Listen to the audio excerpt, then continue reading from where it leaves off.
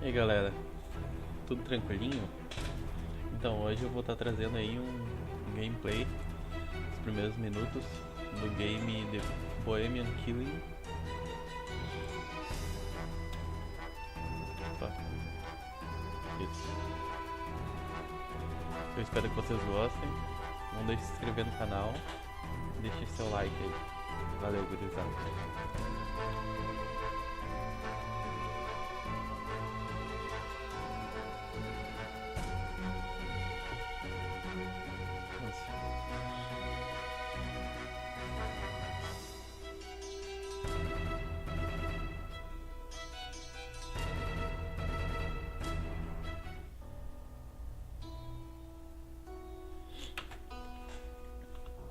She should be here by now. Bien. So let's get O started. ator que fez essa voz aí, que dublou o personagem principal, parece que é um ator muito reconhecido na França e tal.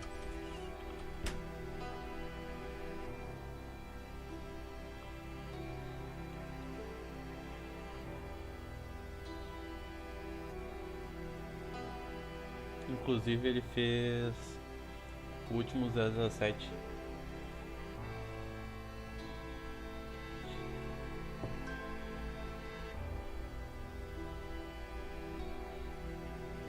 Como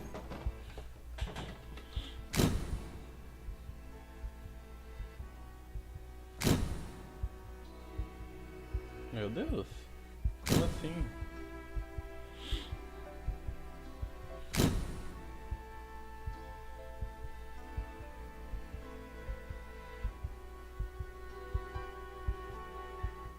Essa música deprimente aí.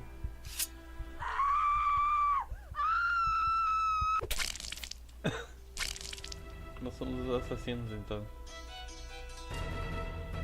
Tá louco.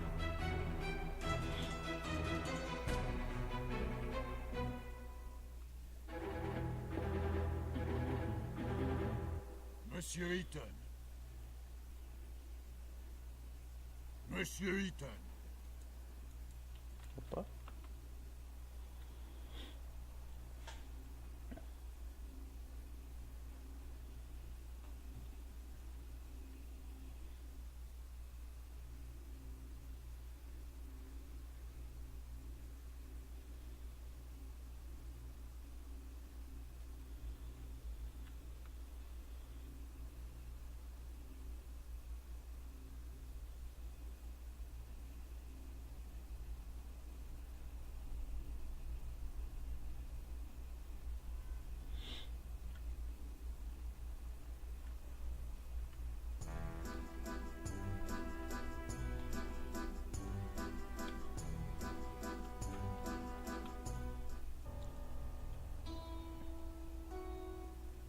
I'm sorry, Monsieur le Président. I was thinking. Do you understand the indictment? Sorry, but I have to ask the prosecutor to repeat. Monsieur Eaton, do you consider it to be a joke? You're charged with a serious crime. Please stay focused. Monsieur Prosecutor, please continue. As I said, I accuse Alfred Eaton of murdering Marie Capet on the 17th of October 1894 in Paris. That day, Alfred Eaton was at the theatrical premiere of Prométhée, Vol du Feu, which took place at Opéra Garnier. As it is apparent from the testimony of witnesses, the accused left at about 8:30 p.m., before the end of the banquet. At about 9:25 p.m., he rented a room in his name at the Caucasus Hotel, which is adjacent to the building in which he lives. It was in that room that approximately at 11:16 p.m. Marie Capet was murdered. Next, the accused returned to his house, and at about 10:05 p.m. he entered his apartment in the company of Marie Capet, or let her in. It results from the fingerprint analysis. It did not show the victim's fingerprints on the outer side of the door, only on the inner. Alfred Eaton, by means of deception or threats, led the victim to his secret workshop, which is located on the first floor of his apartment. The police report did not indicate any signs of struggle or resistance. The accused probably wanted to test on Marie Capet the prototype of a torture machine of his construction, which was in the room along with medical tools and manuals of torture.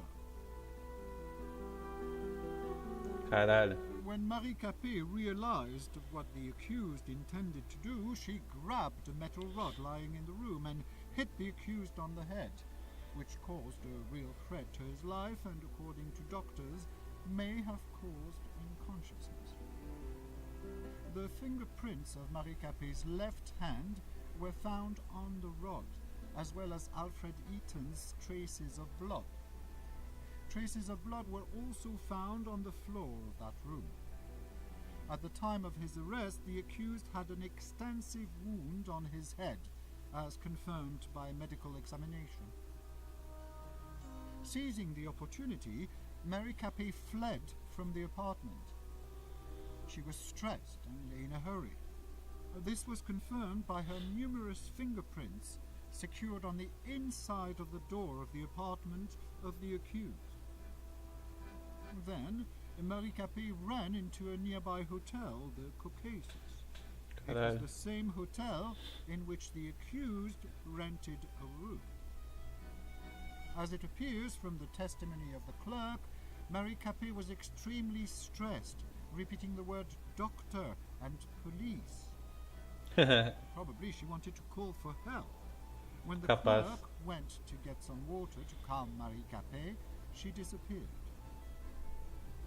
The next day, on the 18th of October, about 8:32 a.m., a maid found her body in a room rented by Alfred Eaton. It was covered with numerous fingerprints of the victim and of the accused, and had traces of the victim's blood. The immediate cause of death was a severe blow to the abdomen in the liver area, with a blade of about 14 centimeters length. Caralho. The murder weapon, constructed by the accused, was secured in his apartment.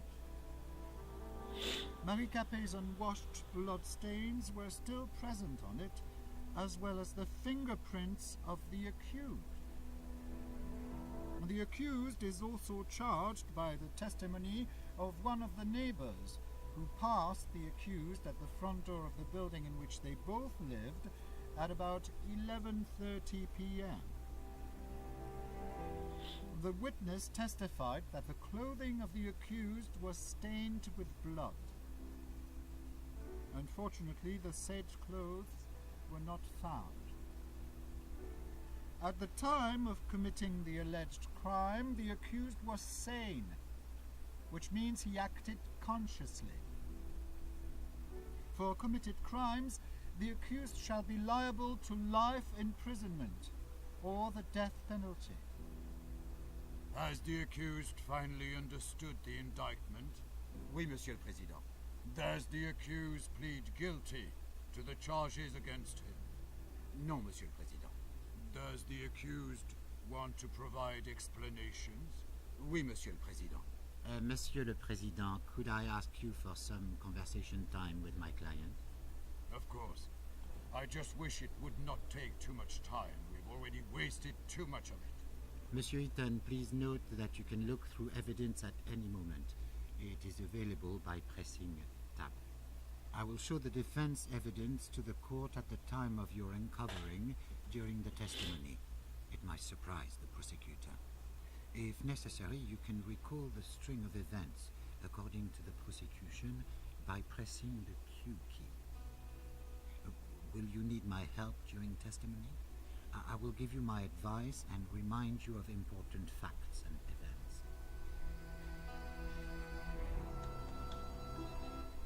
Claro. We are ready, Monsieur le Président. Then let's get started. Como Monsieur você? Eaton, what were you doing on October 17th, 1894, from 8 to 12 p.m. There was a theatrical premiere of Prométhée that day, which was sponsored by Le Feu, in which I am the lead designer. Starting at 7 p.m., I was at the premiere at the Opéra Garnier. Around 8:30 p.m., after the play, I found that I did not want to attend the dull banquet, and instead I preferred to work. I said goodbye to Hugo Argent, president of Le Feu, and I drove home. I got there at about 9 p.m.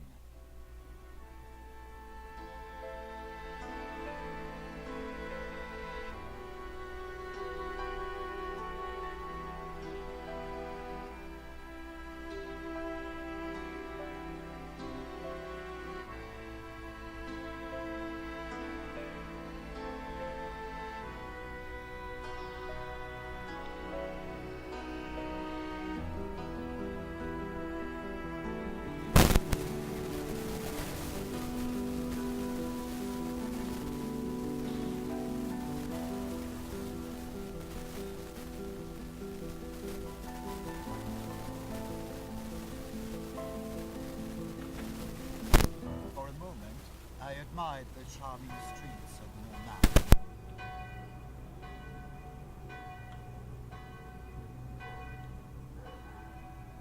I decided to go for an evening walk.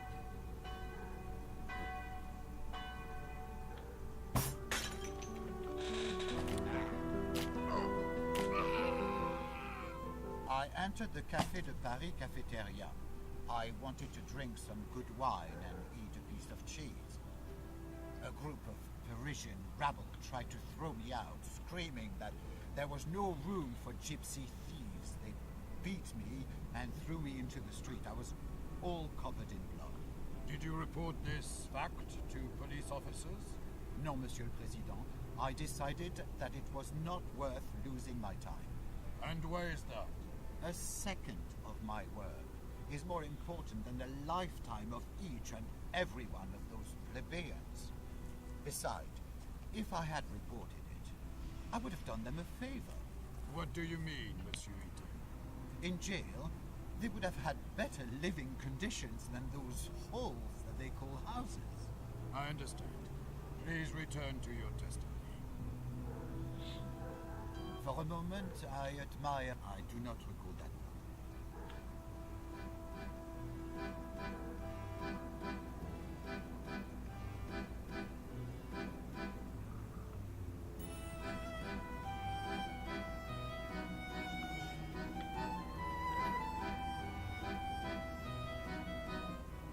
For a moment, I do not recall that moment. I opened the gate. I entered the nearby hotel, Caucasus.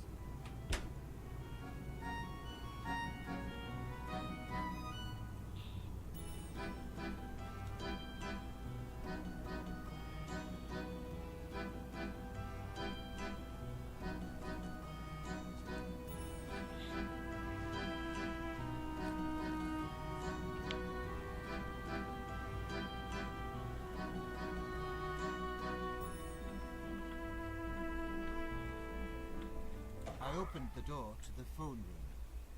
I noticed an advertisement for a play sponsored by my company. I looked through an advertisement of a company offering blimp tours over Paris.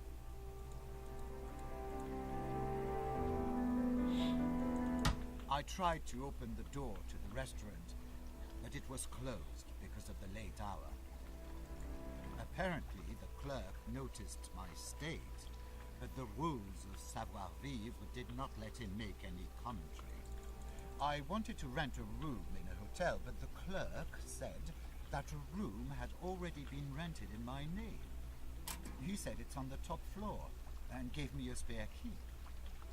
I must add that the conversation with this man was not held at about 9:25 p.m., as according to his testimony, but at a different time. Monsieur Eaton, do you claim that you did not rent that room? Oui, Monsieur le Président. But I knew it could not be a coincidence. The name Ethan is not that common. So you tried to learn more from the clerk? Yes, however he hid behind his professional secrecy. I knew he wouldn't tell me a thing. I do not understand one more thing. You live next to the hotel, so why did you want to rent a room there? Sometimes I meet up with some girls of the Moulin Rouge, and due to my reputation, I prefer not to do it in my apartment. Did you meet Marie Capet face to face? No, Monsieur le Président, never. I understand. Please continue. I wanted to check the guest book, but I couldn't do that with the clerk nearby.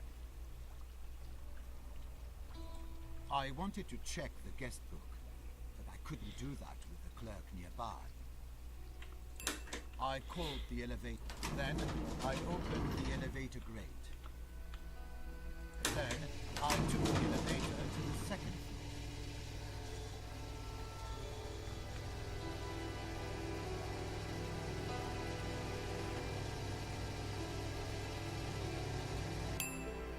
Then I opened the elevator grate.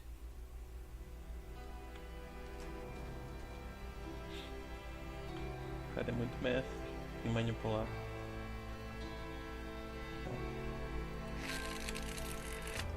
I read cultural announcements.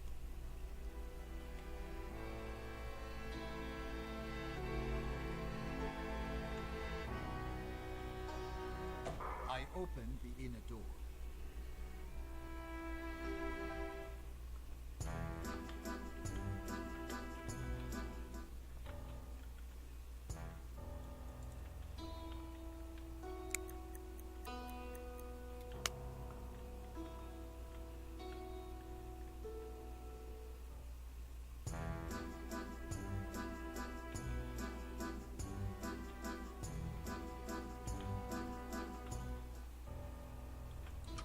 I opened the door and entered the room.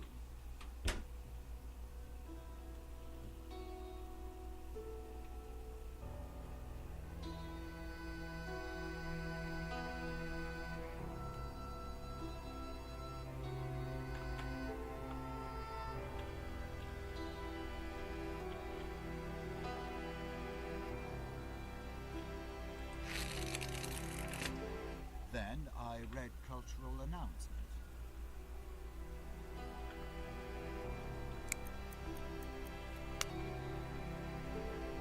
I went out into the corridor.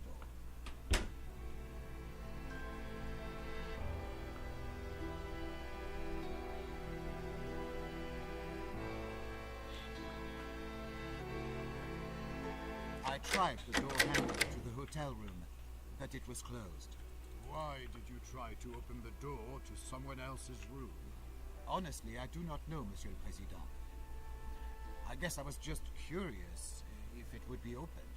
Well, please continue your testimony. Yes.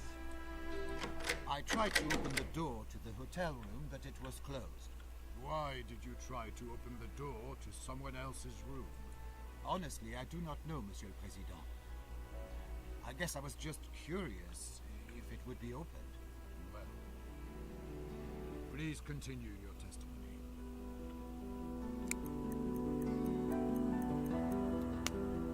Later, I entered the room.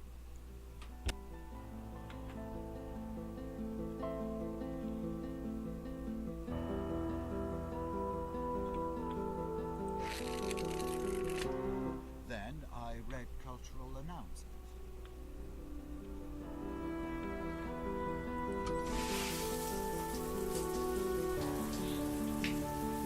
I took a bath, washing away any traces of blood.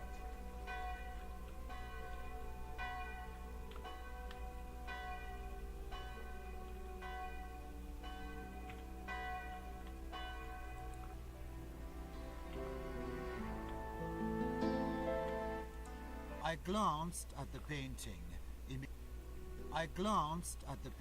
I was tired after the banquet, so I immediately went to sleep.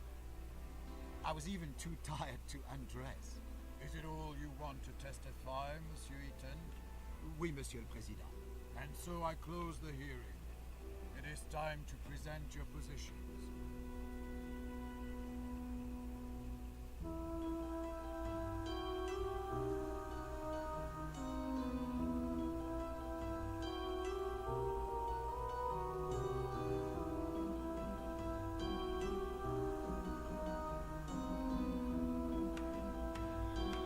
Bom, pessoal, eu vou deixando o vídeo por aqui.